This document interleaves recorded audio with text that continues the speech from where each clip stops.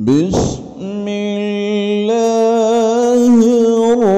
الرحمن الرحيم.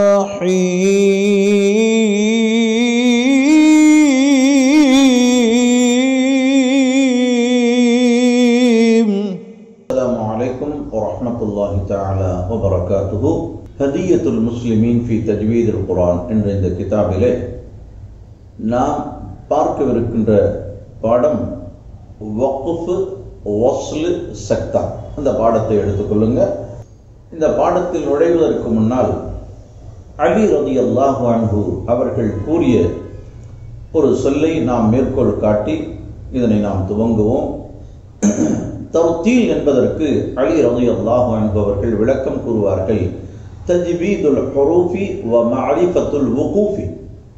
தர்தீல் என்று சொன்னாலே என்ன அர்த்தம் சொன்னா, எழுத்துக்களை முறையாக தஜ்வீதுடன் அந்த உச்சரிப்புடன் ஓதுவது, மஅரிஃபத்துல் வுகூஃபி வக்ஃபுகளை அறிந்து கொள்வது, எங்கெங்க நிப்பாட்டணும் எங்க நிப்பாட்டக்கூடாது என்பதை அறிந்து ஓதுவதுதான் தர்தீல். அல்லாஹ் உரத்தில் குர்ஆன் தர்தீலா, தர்தீலுடன் ஓதுங்கள் என்று அல்லாஹ் சொல்றானோ அந்த தர்தீலுக்கு விளக்கத்தை இப்படியும் சொல்லுகிறார்கள். எனவே வக்ஃபுடைய பாடம் மிக முக்கியமான ஒன்று என்பதையும் நாம் விளங்கிக் கொள்ள வேண்டும்.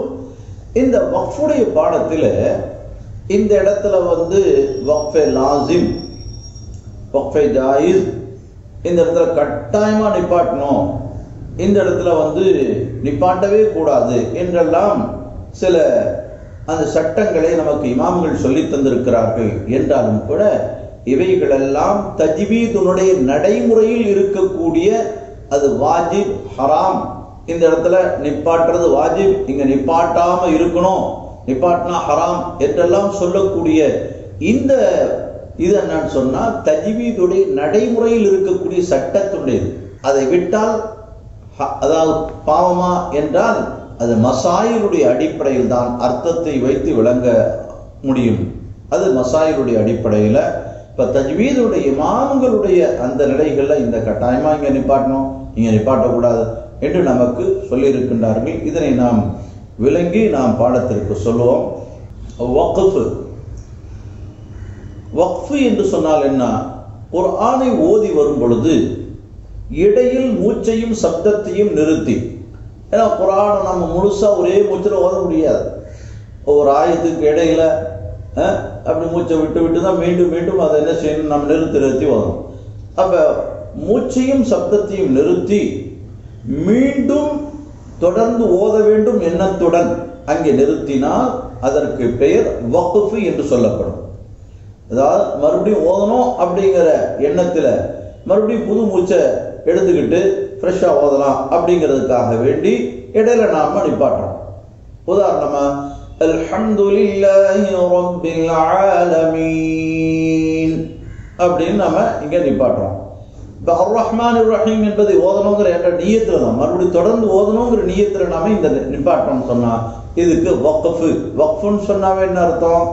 அதாவது அமைதியாக ஒரு இடத்துல அப்படி நிக்கிறது அப்படிங்கிற அர்த்தம். மீண்டும் தொடர்ந்து ஓத வேண்டும். அப்ப மீண்டும் தொடர்ந்து ஓதணுங்கிற எண்ணம் இல்லாம அதோட முடிச்சிடணும், கடைசி ஆயிட்டா தான் அப்படின்னு நினைச்சிட்டு ஒருத்தர் நிப்பாட்டினார்னா அதற்கு பெயர் என்று சொல்லப்படும், என்று சொல்லப்படுகிறது. சரி, வக்ஃபுடைய நிபந்தனைகள் என்ன அப்படின்னு சொன்னா, முதலாவது ஒரு வார்த்தையின் இறுதியில் நிப்பாட்ட வேண்டும்.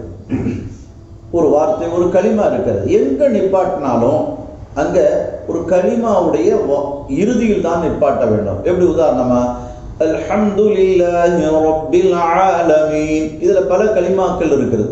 அல்ஹம்துங்கிறது ஒரு வார்த்தை, லில்லாஹ்ங்கிறது ஒரு வார்த்தை, ரப்பு அப்படிங்கிறது ஒரு வார்த்தை, ஆலமீன் என்பதுல இது ஒரு வார்த்தை. இப்ப 4 கலிமா இருக்கு. நீங்க எங்கேயாவது ஒரு நிப்பாட்டுங்க, அது ஏதோ ஒரு விதத்துல அந்த வக்ஃபுடைய வகையில் இருக்கலாம்.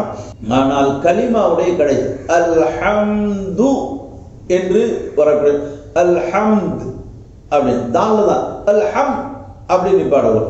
லில்லாஹ் ரப்பில் ஆலமீன் அப்படின்னு ஆல் ஆல் அப்படின்னு கலிமாவுடைய நடுவுலையோ ஆரம்பத்தில் நாம நிப்பாட்டுவது கூடாது. இப்போ ஒரு கலிமாவுடைய கடைசியில் நிப்பாட்டணும், இது முதலாவது. இரண்டாவது அந்த இறுதி எழுத்திற்கு சுக்கூன் செய்ய வேண்டும். எந்த இடத்துல நிப்பாட்டினாலும் அந்த கடைசி வார்த்தையில ஜபர் ஜேரு பேச்சு எது இருந்தாலும் அதை எடுத்துட்டு என்ன செய்யணும், அந்த இடத்துல சுக்கூன் வைத்து நிப்பாட்ட வேண்டும். அந்த இடத்துல தன்வீன் வந்தாலும் சரி, தோ ஜபர் தோ ஜேர் தோ பேஷ், இப்படி தன்வீன் வந்தாலும் சரி, அந்த இதெல்லாத்தையும் எடுத்துட்டு சுக்கூன் வைக்க வேண்டும். ஆனால் தோ ஜபர் வந்தால் மட்டும் அங்கே நிறுத்தக்கூடிய நேரத்தில் சுக்கூன் வைக்கக்கூடாது. அந்த இடத்துல அலிஃபை வைத்து விட வேண்டும். உதாரணமாக சவாஅன் அன் அப்படிங்கிற தோ ஜபர் வந்திருக்கு, இங்க எப்படி நிப்பாட்டணும், சவா அப்படின்னு நிப்பாட்டக்கூடாது. சவா இதுக்கு மத்துல் இவல் என்றும் சொல்லப்படுகின்றது. இரண்டாவது அந்த நிபந்தனை கடைசி இடத்துக்கு சுக்கூன் வைக்கணும். மூணாவது நிபந்தனை மூச்சையும் சப்தத்தையும் முறித்து விட வேண்டும். மூச்சையும் அதை விட்டுறணும், அதே போல சப்தத்தையும் நிப்பாட்டி விட வேண்டும். மூச்சை அப்படியே வச்சுக்கிட்டு மறுபடியும் அப்படியே சப்தத்தை தொடர்ந்து அப்படி அல்ல, ரெண்டையும் நிப்பாட்டி விட. உதாரணமா அல்ஹம்துலில்லாஹி ரப்பில் ஆலமீன், இப்போ மூச்சையும் விட்டுட்டேன், சப்தத்தையும் நிப்பாட்டியாச்சு. நாலாவது நிறுத்திய இடத்தில் நிறுத்தல் அடையாளங்கள் ஜா ஜீம் தா மீம் இதெல்லாம் நிறுத்துறதுக்குண்டான இங்க நிறுத்தலாம் அப்படிங்கிறதுக்குண்டான இது போன்ற உதாரணங்கள். இந்த அடையாளங்கள் இருக்கக்கூடிய இடத்துல நாம நிறுத்தினா மறுபடியும் அங்க என்ன செய்யலாம், அடுத்த ஆயத்தை தொடர்ந்து ஓதலாம் என்றலாம். ஒரு ஆயத்தினுடைய கடைசி இருக்கிறது, அது பொதுவாக அங்க வக்ஃப் செய்வதற்குண்டான அனுமதி வழங்கப்பட்டிருக்கிறது. இப்ப அடுத்த ஆயத்தை நாம் ஓதலாம். ஆயத்துக்கு இடையில நாம் வருகின்ற பொழுது கொஞ்சம் நீளமான ஆயத்தா இருக்கு, மூச்சு நமக்கு பத்தல, அங்க நிப்பாட்டுறோம் அப்படின்னு சொன்னா அந்த இடத்துல என்ன அடையாளம் இருக்குன்னு பார்க்கணும். அந்த அடையாளத்திலே நாம் என்ன செய்யணும், பார்த்து விளங்கி அங்கே நிப்பாட்ட வேண்டும். நிறுத்துவதற்குண்டான அடையாளம் உள்ள அந்த அடையாள குறிகள் இருந்தால் அடுத்த வார்த்தையிலேயே அப்படியே நாம் என்ன செய்யலாம், ஓதிக்கொள்ளலாம். உலாஇக அலா ஹுதம் மிர் ரப்பிஹிம், இங்க நாம பார்க்கிறோம், இங்க நிறுத்துவதற்குண்டான அடையாளம் இருக்கிறது. எனவே உலாஇக ஹுமுல் முஃப்லிஹூன் அடுத்து ஓதிக்கொள்ளலாம். மறுபடியும் என்ன செய்யணும், அங்கிருந்து எடுக்கணும் அப்படிங்கிறது தேவையில்லை.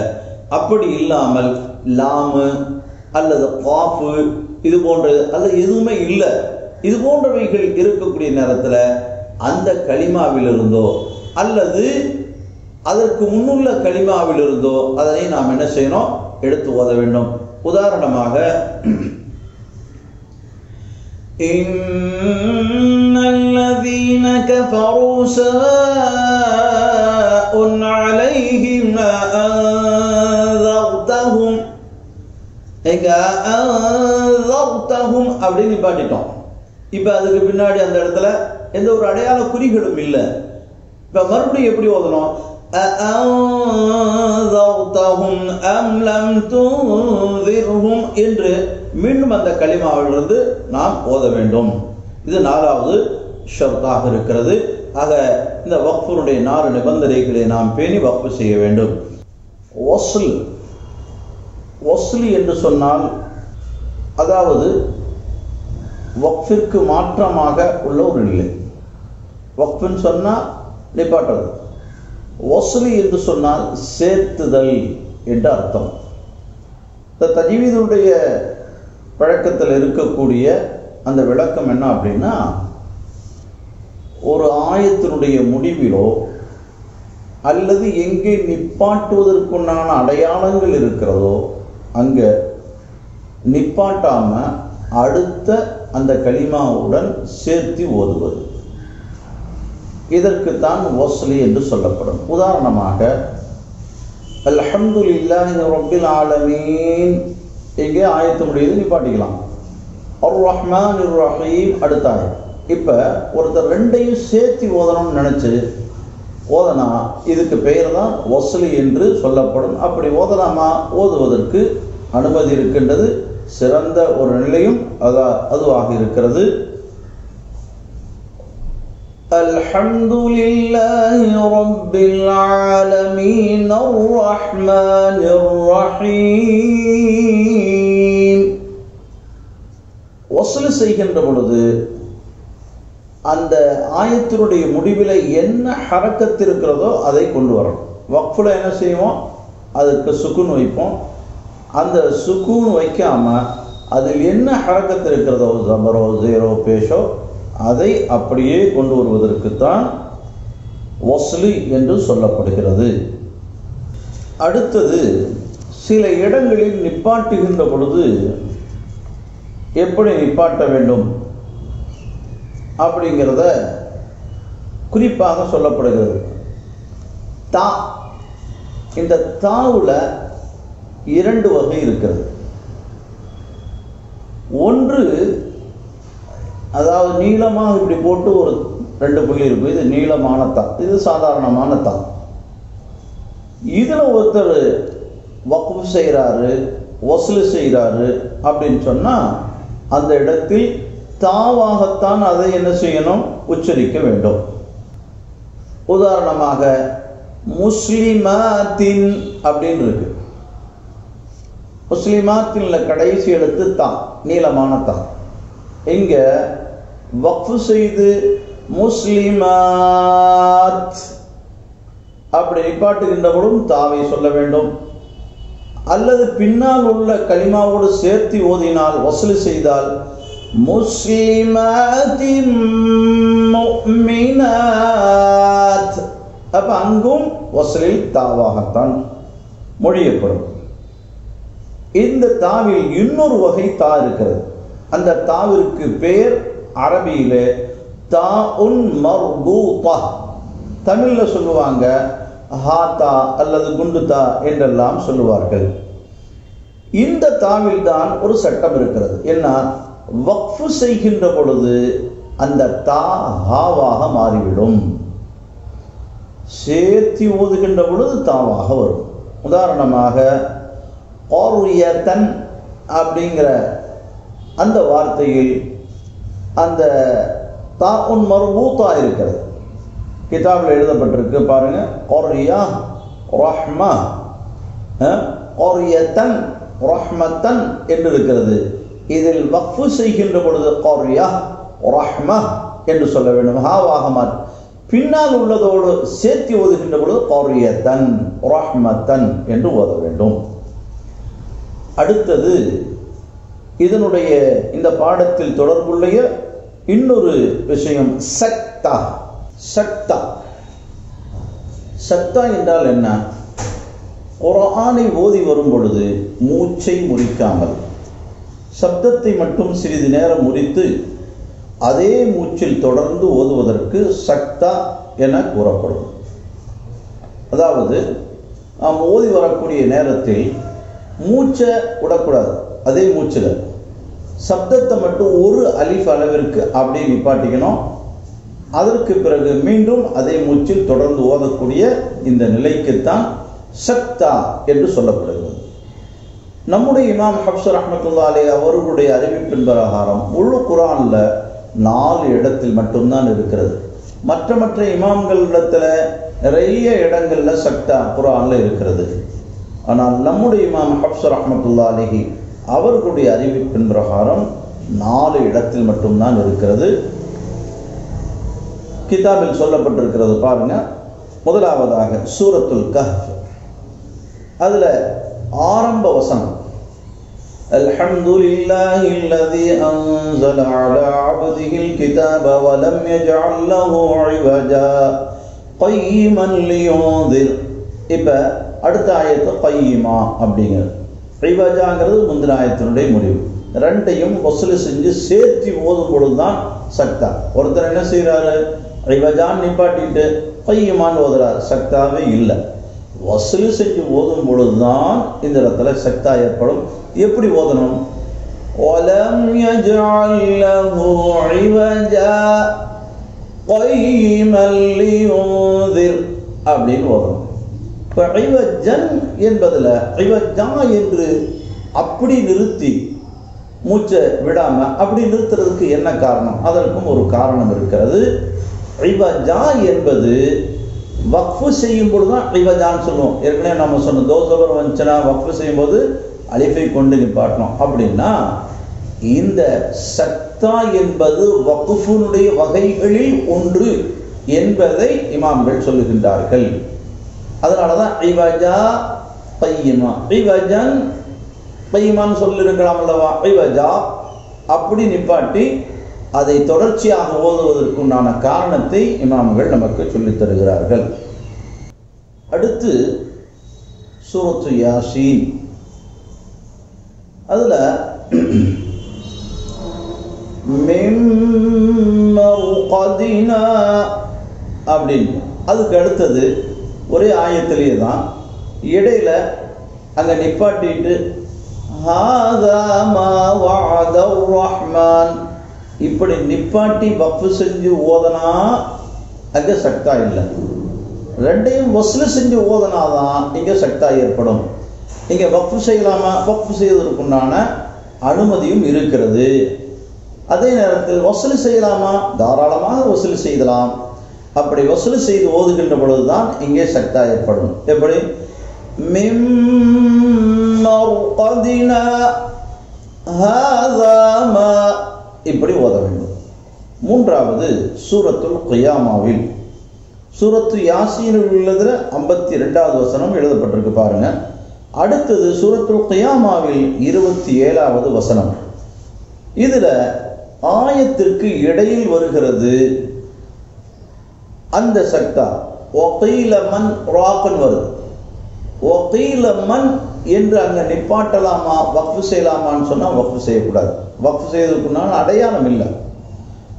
ராக் என்று சேர்த்தி தான் ஓதணும். அப்ப எங்க அவசியமாக சக்தா தான் இருக்கிறது அப்படிங்கிறத நாம பார்க்கணும். அப்ப எப்படி ஓதணும்? وقيل من راق وقيل من راق. சரி, ஒருத்தருக்கு ஒதுக்கிட்டே வராரு, வகீல மன் வரைக்கும் தான் மூச்சு வந்துருச்சு, அதுக்கு மேல ராக்கு ஓதவே முடியல, வக்ஃப் தான் செஞ்சு வாங்கணும் அப்படிங்கிற ஒரு கட்டாய சூழ்நிலை இருந்தால் அவர் வகீல மன் அப்படின்னு நிப்பாட்டி வக்ஃப் செஞ்சிட்டாலும் கூட மீண்டும் அவர் எடுத்து ஓதக்கூடிய நேரத்தில் அந்த சக்தாவை ஓதி செய்ய வேண்டும். 4வது இடம் சூரத்துல் முத்தஃபிஃபீனிலே 14வது வசனம். இது ஒரு ஆயத்துக்கு இடையில வருது. இங்க நிப்பாட்டுவதற்குண்டான அடையாளம் இல்லை. எப்படி வகீல மன் ராக அதே போறதுதான். கல்லா பல் ரான அலா கல்லா பல் ரான அப்படிங்கிறது. இப்ப இந்த இடத்துல இதுதான் உடைய ஒரு சட்டம் இருக்கிறது. வகீல மன் ராக பத்தி ஏற்கனவே நம்ம சொல்லிட்டோம். அந்த இடத்துல என்ன செய்ய முடியாது, இதுகாம் செய்யக்கூடாது. இதுகாமுடைய சட்டம் இருக்கிறது. சுக்கூன் பெற்ற நூனுக்கு பின்னால் ரா வந்திருக்கு, மர்ராக்குன்னு சொல்லணும். சக்தாவின் காரணத்தினால் இதுகாம் இல்லை. இதே போலதான் கல்லா பல் ரான லாமுக்கு பின்னால் ரா வந்திருக்கிறது.